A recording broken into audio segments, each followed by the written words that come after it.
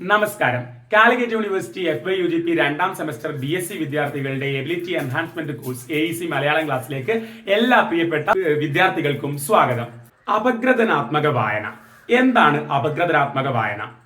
സാധാരണ വായനയും അതും തമ്മിലുള്ള വ്യത്യാസം എന്താണെന്നുള്ളതാണ് പ്രധാനമായിട്ടും. നമ്മളിപ്പോൾ ഒരു കൃതി വായിക്കുകയാണ്, ഒരു നോവൽ വായിക്കുകയാണ്, എന്തോ ആവട്ടെ, ഒരു സാഹിത്യ സൃഷ്ടി വായിക്കുകയാണ്. അവൻ ജസ്റ്റ് വായിച്ചു പോവുകയാണ്, ആസ്വദിച്ചു പോവുകയാണ്, അതിന്റെ ഉപരിതലത്തിലൂടെ മാത്രം കടന്നു പോവുകയാണ്. അതല്ല ആക്ച്വലി അപഗ്രഥനാത്മക വായന.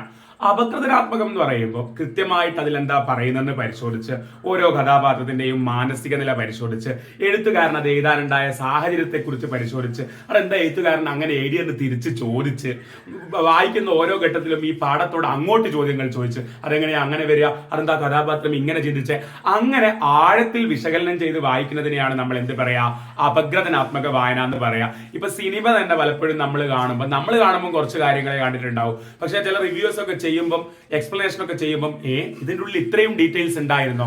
അപ്പൊ അവര് നടത്തുന്നതാണ് അപഗ്രഥനാത്മക സിനിമ കാണൽ. ഓക്കെ, സിനിമയെ കൃത്യമായിട്ട് കണ്ടിട്ട് അനലൈസ് ചെയ്തു, അതേപോലെ കൃത്യമായിട്ട് പുസ്തകം വായിച്ചിട്ട് ഓരോ വരിക്കുള്ളിലും പറയുന്ന കാര്യങ്ങളൊക്കെ മനസ്സിലാക്കി വായിക്കുന്നതിനെയാണ് നമ്മൾ അപഗ്രഥനാത്മക വായന എന്ന് പറയുന്നത്. ആക്ച്വലി ആ കൃതിയെ അനലൈസ് ചെയ്യുക, വിശകലനം ചെയ്യുക. ഈ നിരൂപകന്മാരൊക്കെ നമുക്ക് തന്നെ പഠിക്കാനുള്ള സിലബസിൽ നിരൂപകന്മാര് ഓരോ കഥയൊക്കെ നിരൂപണം ചെയ്തത് കാണുമ്പോൾ നമ്മൾ മനസ്സിലാക്കില്ലേ, ഞങ്ങളും വായിച്ച കഥയാണ്, ഇതൊന്നും ഞങ്ങളുടെ മനസ്സിൽ വന്നിട്ടില്ലല്ലോ.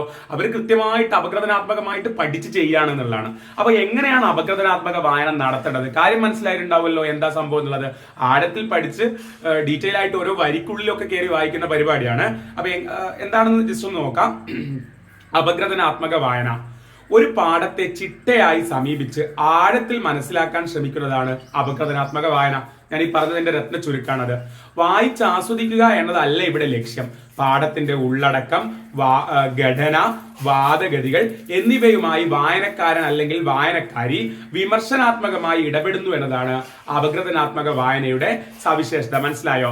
പാഠത്തിന്റെ ഉള്ളടക്കം അല്ലെങ്കിൽ അതിന്റെ ഘടന, വാദഗതികൾ, അതിൽ പറയുന്ന ആശയങ്ങൾ, കാര്യങ്ങൾ, ഇതൊക്കെ ആയിട്ട് നമ്മൾ വായിക്കുന്ന ആൾക്കാര് വിമർശനാത്മകമായിട്ട്, നിരൂപണാത്മകമായിട്ട് ഇടപെടുന്നു എന്നതാണ് അപഗ്രഥനാത്മക വായനയുടെ സവിശേഷത. അതായത് നമ്മളിത് വായിച്ചു കഴിഞ്ഞാൽ അങ്ങനെ പറയാ, എഴുത്തുകാരൻ എങ്ങനെ ഇങ്ങനെ ചെയ്യാം, അതിലൊരു തെറ്റില്ലേ, അല്ലെങ്കിൽ ഈ പറഞ്ഞത് കൂടുതൽ നന്നായിട്ടുണ്ടല്ലോ എന്നൊക്കെ അതിനെ അനലൈസ് ചെയ്യുന്ന പരിപാടിയാണ് ഈ അപഗ്രഥനാത്മക വായന എന്ന് പറയുന്നത്. അപ്പൊ അപഗ്രഥനാത്മക വായനയിലെ ചില ഘട്ടങ്ങളാണ് ഈ പറയാൻ പോകുന്നത്. ആദ്യം, വായനയുടെ ഓരോ ഘട്ടത്തിലും വായിക്കുന്ന ആള് പാഠത്തോട് ചില ചോദ്യങ്ങൾ ഉന്നയിക്കുകയും വ്യാഖ്യാനിക്കുകയും ചെയ്യുന്നു. അപഗ്രഥനാത്മക വായനയുടെ സവിശേഷതയാണ് പറയുന്നത്. നമ്മളിങ്ങനെ വായിച്ചുകൊണ്ടിരിക്കുമ്പോഴൊക്കെ നമ്മൾ ആ പാഠത്തോട് ചില ചോദ്യങ്ങൾ ഉന്നയിക്കും, അതുപോലെ അതിന് വ്യാഖ്യാനിക്കുകയൊക്കെ ചെയ്യും. അതെ, ഇതിങ്ങനെ വരുമ്പോൾ അതെങ്ങനെ ഇങ്ങനെ വരിക, ഈ സാഹചര്യത്തിലുള്ള കഥാപാത്രമല്ലേ, ആ കഥാപാത്രം ഇങ്ങനെ ഇങ്ങനെ ചെയ്യുക, അങ്ങനെയുള്ള ചോദ്യങ്ങൾ. അതാണ് കറക്റ്റ്. നമ്മൾ കൃത്യമായിട്ട് അവർ പറയുന്നെങ്കിൽ, അതായത് എഴുത്തുകാരൻ എഴുതിയത് അതുപോലെ നമ്മളത് വായിക്കുകയല്ല, പകരം എഴുത്തുകാരനല്ലേ നേരത്തെ പറഞ്ഞത് ആ കഥാപാത്രം ഈ സാഹചര്യത്തിലുള്ള ആണെന്ന്, അപ്പൊ ഈ പ്രതികരണം എങ്ങനെ ആ സാഹചര്യത്തിലുള്ള ആള് പറയും, അങ്ങനെ നമ്മൾ ഈ പാഠത്തോട് തന്നെ ചോദ്യങ്ങൾ ചോദിക്കുക, അനലൈസ് ചെയ്യാൻ വേണ്ടി, അപഗ്രഥിക്കാൻ വേണ്ടിയിട്ടാണ്. പ്രമേയം, നമ്മൾ വായിക്കുന്നതിന്റെ പ്രമേയം, വാദഗതികൾ, ആഖ്യാന സങ്കേതങ്ങൾ എന്നിവ എങ്ങനെയാണ് പാഠത്തിൽ ക്രമപ്പെടുത്തിയിരിക്കുന്നത് എന്ന് പരിശോധിക്കുന്നു. നമ്മൾ അപഗ്രഥനാത്മകമായിട്ട് വായിക്കുമ്പോൾ അതിലെ പ്രമേയം, നമ്മൾ വായിക്കുന്ന കൃതിയിലെ പ്രധാന പ്രമേയം, അതുപോലെ വാദഗതികള്, ആഖ്യാന സങ്കേതങ്ങൾ. മീൻസ് ആഖ്യാന സങ്കേതങ്ങൾ എന്ന് പറയുമ്പോൾ നമുക്ക് ആ കഥയാണെങ്കിൽ കഥ അവതരിപ്പിക്കാൻ വേണ്ടിയിട്ട് എന്തൊക്കെയാണ് ഉപയോഗിച്ചത്. ഇപ്പം ഡയലോഗ്സ് ആയിട്ട് കാര്യങ്ങൾ പറഞ്ഞു പോവാം, ഇനി അല്ലെങ്കിൽ ചില രൂപകങ്ങളും കാര്യങ്ങളൊക്കെ എടുത്തിട്ട് ചില ഉപമകള്, അലങ്കാരങ്ങൾ, കാര്യങ്ങളൊക്കെ വെച്ചിട്ട് നമുക്ക് എന്താക്കാം, അവതരിപ്പിക്കാം കഥ. അപ്പൊ ആ അവതരിപ്പിക്കപ്പെട്ട സാധനങ്ങളെ ഒക്കെ നമ്മൾ പരിശോധിക്കുകയാണ് ഒരു കൃതി വായിക്കുമ്പോൾ. പാഠത്തിലെ പ്രധാന ആശയങ്ങളും അത് സാധൂകരിക്കുന്നതിനായി നൽകിയിരിക്കുന്ന തെളിവുകളും പരിശോധിക്കുന്നു. നമ്മൾ വായിക്കുന്ന പാഠത്തിലുള്ള പ്രധാന ആശയങ്ങള്, അതുപോലെ അത് സാധൂകരിക്കാൻ വേണ്ടിയിട്ടുള്ള തെളിവുകളും പരിശോധിക്കുന്നു എന്ന് പറയുമ്പം ഇത് മനസ്സിലാക്കാൻ വേണ്ടി ഞാനൊരു ഉദാഹരണം ഉണ്ടാക്കാൻ ശ്രമിക്കാം. അതായത് ഇപ്പൊ ഒരു കഥാപാത്രത്തിന്റെ സ്വഭാവമാണെന്ന് വിചാരിച്ചോ. അപ്പൊ കഥാപാത്രത്തിന്റെ സ്വഭാവമാണെങ്കിൽ പിന്നെ ആ കഥാപാത്രത്തിന്റെ സ്വഭാവം പറയുന്നതിന്റെ കൂടെ തന്നെ ആ കഥാപാത്രം ഇങ്ങനെ ആവാനുണ്ടായ സാഹചര്യങ്ങളും കാര്യങ്ങളും ഒക്കെ അതേ കഥയിൽ തന്നെ അവിടെ ഇവിടെയായിട്ട് പറഞ്ഞിട്ടുണ്ടാവും. ഞാൻ കഥയാണെങ്കിൽ പറയുകയാണെ. അപ്പം പാഠത്തിലെ പ്രധാന ആശയങ്ങളും അത് സാധൂകരിക്കുന്നതിനായി നൽകിയിരിക്കുന്ന തെളിവുകളും പരിശോധിക്കുന്നു. ഒരു കഥാപാത്രം ഇങ്ങനെ പ്രതികരിച്ചു എന്ന് കാണുമ്പോൾ നമ്മൾ ഞെട്ടി, പക്ഷെ ആ കഥയിൽ തന്നെ അയാളുടെ പാസ്റ്റ് നോക്കിക്കഴിഞ്ഞാൽ അയാൾ കടന്നുപോയ അനുഭവം ഉണ്ടാവാം.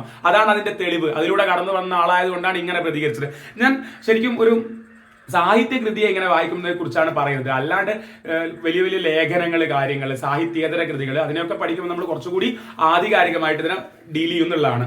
പാഠത്തിന്റെ ചരിത്രപരവും സാംസ്കാരികവും പ്രത്യയശാസ്ത്രപരവുമായ സന്ദർഭം വിശകലനം ചെയ്ത് അവ പാഠത്തെ സ്വാധീനിച്ചത് എങ്ങനെയെന്ന് വ്യാഖ്യാനിക്കുന്നു. അല്ലെ, ഒരു പാഠം നമ്മൾ വായിക്കുമ്പോൾ പിന്നെ പാഠത്തിന്റെ ചരിത്രപരവും സാംസ്കാരികവും ഒക്കെ ആയിട്ടുള്ള സന്ദർഭം വിശകലനം ചെയ്ത് ഏത് സാഹചര്യത്തിലാണ് ഇത് വന്നിട്ടുള്ളത് അത് നോക്കിയിട്ട് അവ ആ സന്ദർഭങ്ങൾ, സാഹചര്യങ്ങൾ പാഠത്തെ സ്വാധീനിച്ചത് എങ്ങനെയെന്ന് വ്യാഖ്യാനിക്കുന്നു. അല്ലെ, അപ്പൊ ഇക്കാലഘട്ടത്തിൽ നമ്മളൊരു കൃതി രചിക്കുമ്പോൾ തീർച്ചയായിട്ടും കുറെ കാലം കഴിഞ്ഞിട്ട് അത് വായിക്കപ്പെടുമ്പോൾ ആ കൃതിയിൽ എന്തായാലും ഈ കാലഘട്ടം ഉണ്ടാവും. അപ്പൊ ഇന്നേ സാഹചര്യത്തിലാണ് അയാൾ എഴുതിയെന്ന് നമുക്ക് അപഗ്രഥിച്ച് പറയാൻ പറ്റും.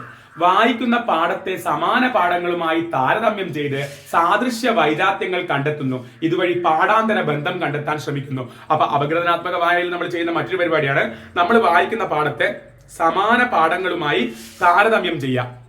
എന്ന് വെച്ചാൽ ഒരു കവിത ഞാൻ വായിക്കുമ്പോൾ ഇതുപോലത്തെ ആശയം ഞാൻ വേറൊരു കവിതയിൽ വായിച്ചിട്ടുണ്ടല്ലോ, എന്നിട്ട് ഈ കവിതയും അക്കവിതയും തമ്മിൽ കമ്പയർ ചെയ്തിട്ട് സാജാത്യ വൈജാത്യങ്ങൾ, എന്തൊക്കെ സിമിലാരിറ്റീസ് ഉണ്ട്, എന്തൊക്കെ ഡിഫറൻസസ് ഇത് തമ്മിൽ ഉണ്ട് എന്ന് നമ്മൾ കണ്ടെത്തും. ഇതുവഴി പാഠാന്തര ബന്ധം കണ്ടെത്താൻ ശ്രമിക്കുന്നു. ഈ വായിക്കുന്ന കൃതിക്കും അപ്പുറത്തേക്ക് നമ്മൾ ഈ കൃതിയെ പഠിക്കാൻ ശ്രമിക്കുന്നു എന്നുള്ളതാണ്. പാഠാന്തര ബന്ധം നമ്മൾ കണ്ടെത്താൻ ശ്രമിക്കുന്നു എന്നുള്ളതാണ്.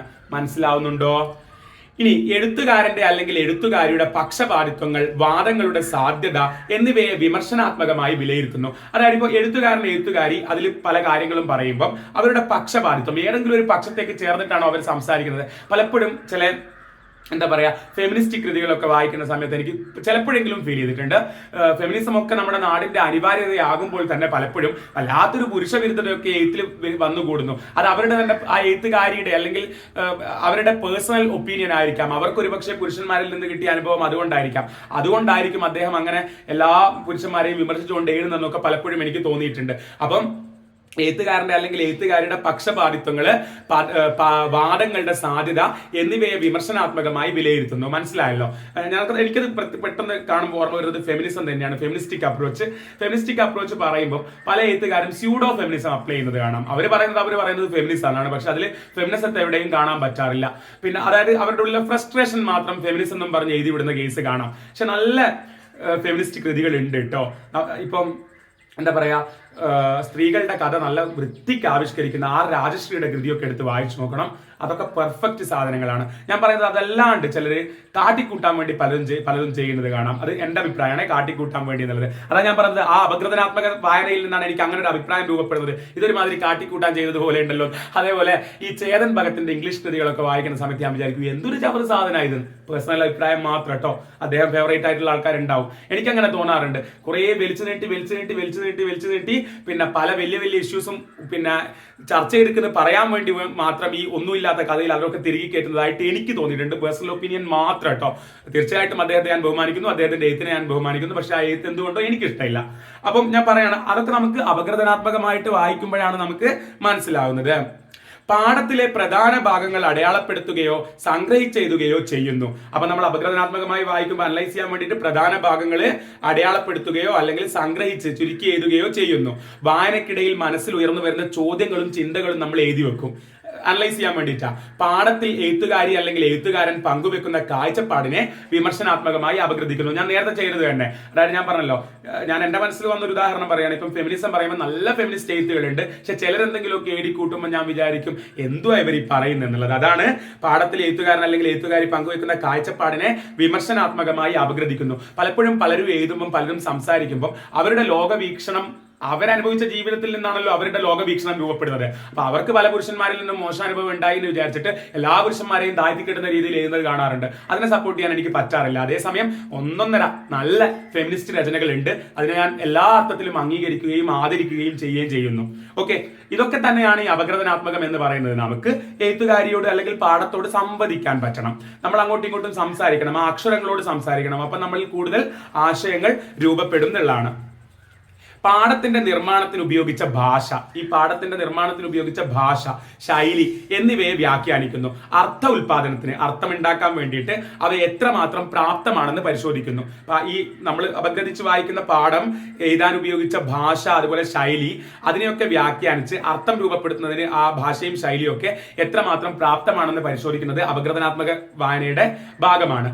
പാഠ അപഗ്രഥനത്തിന് സാഹിത്യമോ തത്വചിന്താപരമോ ആയ സിദ്ധാന്തങ്ങളുടെ പിന്തുണ നേടുന്നു. ഞാൻ വായിച്ചൊരു കൃതി എനിക്ക് പഠിക്കാൻ വേണ്ടി അപഗ്രഥിക്കാൻ വേണ്ടിയിട്ട് ഞാൻ സാഹിത്യപരമായിട്ടുള്ളതോ തത്വചിന്താപരമായോ കുറച്ച് ഫിലോസഫിക്കലോ ആയിട്ടുള്ള സിദ്ധാന്തങ്ങളുടെ പിന്തുണ തേടുന്നു. അതൊക്കെ പലരും മലയാളത്തിൽ ചെയ്തിട്ടുള്ളതാണ്. സിഗ്മണ്ട് ഫ്രോയിഡിന്റെ ഒക്കെ തിയറി വെച്ചിട്ട് സൈക്കോ അനാലിസിസ് ഒക്കെ വെച്ചിട്ട് പല കൃതികളെയും പഠിക്കുന്ന പരിപാടിയൊക്കെ ഒരുപാട് വിമർശകരൊക്കെ ചെയ്തിട്ടുള്ളതാണ്. ഓക്കെ, ഇതൊക്കെയാണ് അപഗ്രഥനാത്മക വായനയെക്കുറിച്ച് ബേസിക് ആയിട്ട് പറയാനുള്ളത്. അപ്പൊ നമുക്ക് പഠിക്കാനുള്ള ഫസ്റ്റ് മൊഡ്യൂളിൽ നിന്ന് ഇതിന് ലേഖനങ്ങളെയൊക്കെ നിങ്ങൾ അപഗ്രഥനാത്മകമായ രീതിയിൽ തന്നെ വായിക്കാൻ വേണ്ടി ശ്രമിക്കുക എന്ന് ഞാൻ പറയാണ്. അപ്പോൾ ഇത്രയേ ഉള്ളൂ. നോട്ട്സ് ഒക്കെ വേണമെങ്കിൽ താഴെ കമന്റ് ബോക്സിൽ പിൻ ചെയ്ത് വെച്ചിരിക്കുന്ന ലിങ്കിലൂടെ ഗ്രൂപ്പിലേക്ക് കയറിക്കോളൂ. നോട്ട്സ് ഒക്കെ അയച്ചു തരാം. അപ്പോൾ അടുത്ത ക്ലാസ്സിൽ നമുക്ക് വീണ്ടും കാണാം. താങ്ക്